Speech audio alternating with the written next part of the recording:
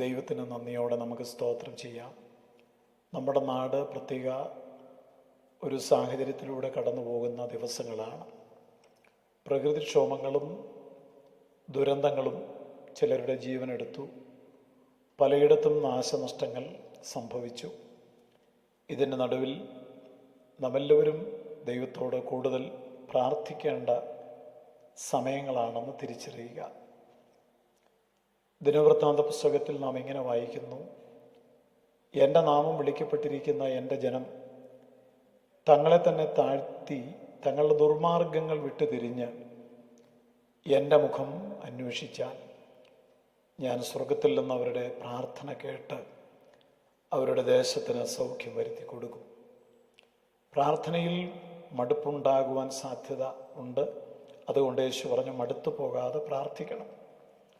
പ്രാർത്ഥനയ്ക്ക് മുടക്കം വരുവാൻ സാധ്യതയുള്ളത് കൊണ്ടാണ് പ്രാർത്ഥനയ്ക്ക് മുടക്കം വരാതിരിക്കേണ്ടതിന് നിങ്ങൾ ഇന്നതൊക്കെയും ചെയ്യണം എന്ന് പത്രോസ് അപ്പോസ്തലൻ ഓർപ്പിക്കുന്നത്.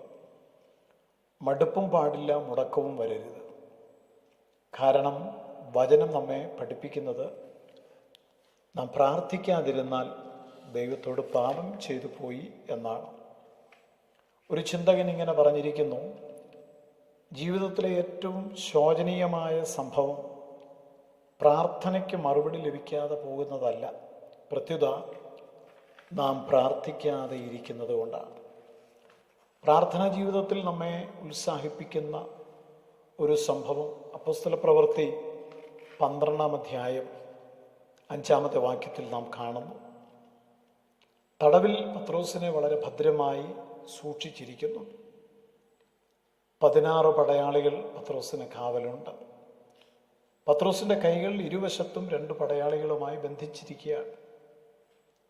ഇപ്രകാരം 4 പടയാളികൾ മാറി മാറി പത്രോസിനെ കാക്കുകയാണ്. കാരണം പത്രോസ് നേരത്തെ ദൈവത്തിൻ്റെ ദൂതൻ്റെ സഹായത്തോടെ അത്ഭുതകരമായ വിധത്തിൽ കാരാഗ്രഹത്തിൽ നിന്ന് രക്ഷപ്പെട്ട വിവരം അധികാരികൾക്ക് അറിയാമായിരുന്നു. അപ്പോസ്തലപ്രവൃത്തി 5-ാം അധ്യായം 19 മുതൽ 24 വരെയുള്ള വാക്യങ്ങളിൽ ദൂതൻ വന്ന് കാരാഗ്രഹം തുറന്ന് പത്രോസിനെ അവിടെ നിന്ന് പുറത്തു കൊണ്ടുവരുന്ന ഭാഗം രേഖപ്പെടുത്തിയിട്ടുണ്ട്. ഈ പ്രാവശ്യം അങ്ങനെ സംഭവിക്കരുത് എന്ന് അധികാരികൾ നിശ്ചയിച്ചു. എന്നാൽ അവരുടെ എല്ലാം കണക്കുകൂട്ടലുകൾ തകർത്തുകൊണ്ട് കഷ്ടങ്ങളിൽ ഏറ്റവും അടുത്ത തുണ ആയിരിക്കുന്ന ദൈവം പ്രവർത്തിപ്പാൻ ആരംഭിച്ചു. അത് ഏത് വിധത്തിലാണ് സംഭവിച്ചത് എന്നുള്ളത് അപ്പോസ്തലപ്രവൃത്തി 12-ലുണ്ട്. കർത്താവിൻ്റെ ചെവി നീതിമാന്മാരുടെ നിലവിളിക്കും അവരുടെ പ്രാർത്ഥനയ്ക്കും തുറന്നിരിക്കുന്നു എന്ന് പത്രോസ് അപ്പോസ്തലൻ ഓർപ്പിച്ചിട്ടുണ്ട്. വാസ്തവത്തിൽ ഈ പ്രസ്താവന താൻ ലേഖനം എഴുതുമ്പോൾ പറയാനുള്ള കാരണം തൻ്റെ സ്വന്തം ജീവിതത്തിലെ അനുഭവങ്ങളാണ്. നീതിമാന്മാരുടെ ശ്രദ്ധയോടെ കൂടിയ പ്രാർത്ഥന വളരെ ഫലിക്കും എന്ന് വെറുതെ പറഞ്ഞു പോകുകയല്ല പത്രോസ്, മറിച്ച് തൻ്റെ അനുഭവത്തിൽ നിന്നാണ്. തന്നെ തടവിൽ സൂക്ഷിച്ചു വരുമ്പോൾ സഭ ശ്രദ്ധയോടുകൂടി പ്രാർത്ഥിച്ചു എന്നുള്ളത് പത്രോസ് നന്നായി മനസ്സിലാക്കിയിരുന്നു.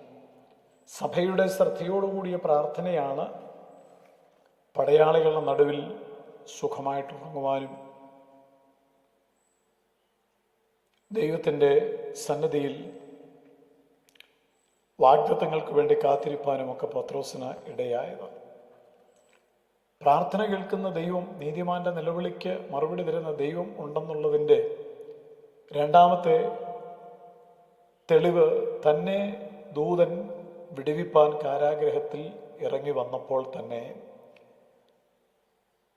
ശത്രുക്കളോട് ഇടപെടുന്ന ദൈവത്തെക്കുറിച്ചും പത്രോസ് അവിടെ പ്രസ്താവിക്കുക. യഹോവയുടെ കൈ ദുഷ്പ്രവൃത്തിക്കാർക്ക് പ്രതികൂലമായിരിക്കുന്നു എന്ന് പത്രോസ് അപ്പോസ്തലൻ തൻ്റെ 1-ാം ലേഖനം 3-ാം അധ്യായം 12-ാമത്തെ വാക്യത്തിൽ പറഞ്ഞിരിക്കുന്നത് തൻ്റെ അനുഭവങ്ങളിൽ നിന്ന് കണ്ട സത്യത്തെ കുറിച്ചുള്ള ഓർമ്മപ്പെടുത്തലായിരുന്നു. ശത്രുവിനോട് ഇടപെടുന്ന വിധങ്ങൾ പത്രോസ് രേഖപ്പെടുത്തിയിട്ടുണ്ട്.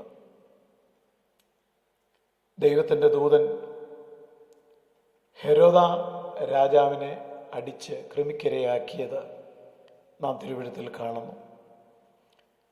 രാജാവ് സിംഹാസനത്തിൽ ഉപവിഷ്ടനായി ജനത്തെ അഭിസംബോധന ചെയ്ത് പ്രസംഗിച്ചുകൊണ്ടിരുന്നപ്പോൾ ജനമെല്ലാം രാജാവിനെ പ്രശംസിച്ചുകൊണ്ട് ഇത് മനുഷ്യൻ്റെ ശബ്ദമല്ല, ഒരു ദേവന്റെ ശബ്ദം എന്ന് ആർക്കുകയാണ്.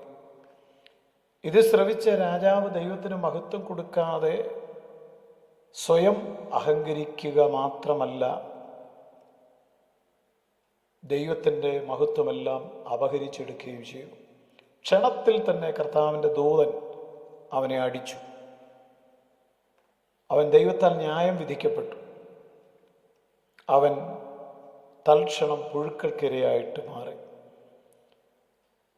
നാശത്തിന് മുമ്പ് ഗർവം, വീഴ്ചയ്ക്ക് മുമ്പ് ഉന്നത ഭാവം, ഡംഭവും അഹങ്കാരവും ദൈവം വെറുക്കുന്ന പാപമാണ്. ഈ സംഭവങ്ങളൊക്കെ നമ്മെ ഓർപ്പിക്കുന്നത് പ്രാർത്ഥന കേൾക്കുന്ന ഒരു ദൈവമുണ്ട്. അതുകൊണ്ട് ഈ കാലങ്ങളിൽ വ്യക്തിപരമായും കുടുംബമായും സഭയായും പ്രാർത്ഥനയിൽ ജാഗരിപ്പാൻ നമുക്ക് കർത്താവ് കൃപ തരട്ടെ. സ്വർഗീയ പിതാവേ, പ്രാർത്ഥനയുടെ ആത്മാവുള്ള അനേകരെ ദേശത്ത് അവിടുന്ന് എഴുന്നേൽപ്പിച്ച് പ്രാർത്ഥനാ പോരാളികളാക്കി മാറ്റണമേ. ദേശത്തിനു വേണ്ടി ഇടിവിൽ നിൽക്കുന്ന അനേകരെ അവിടുന്ന് എഴുന്നേൽപ്പിക്കണമേ. യേശുക്രിസ്തുവിൻ നാമത്തിൽ തന്നെ ആമേൻ. ദൈവത്തിന് നന്ദിയോടെ നമുക്ക് സ്തോത്രം ചെയ്യാം. നമ്മുടെ നാട് പ്രത്യേക ഒരു സാഹചര്യത്തിൽ